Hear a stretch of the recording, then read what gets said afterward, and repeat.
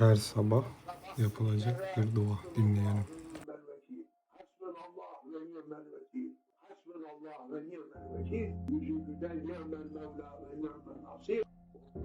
Rabbena ve ileykel masir. 7 defa Ya Rabbi bize rahmet kapılarını aç. Ya Rabbi bize rahmet kapılarını aç. Ya Rabbi bize rahmet kapılarını aç. Ya Rabbi bize rahmet kapılarını aç. Ya Rabbi bize rahmet kapılarını aç.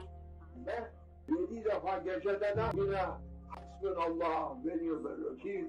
Hasbunallah ve ni'mel vekil. Yüzümüzde ni'mel mevla ve ni'mel nasir. Ya Rabbi bize cennet kapılarını aç. Ya Rabbi bize cennet kapılarını aç. Ya Rabbi bize cennet kapılarını aç. 7 defa da öyle oku. Okuyan şahsını kurtarır.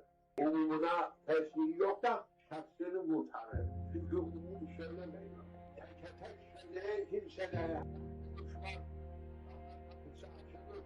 Onlar geçilir. Cennete girer onlar. Lakin onun dışında olanlara zahmet vardır.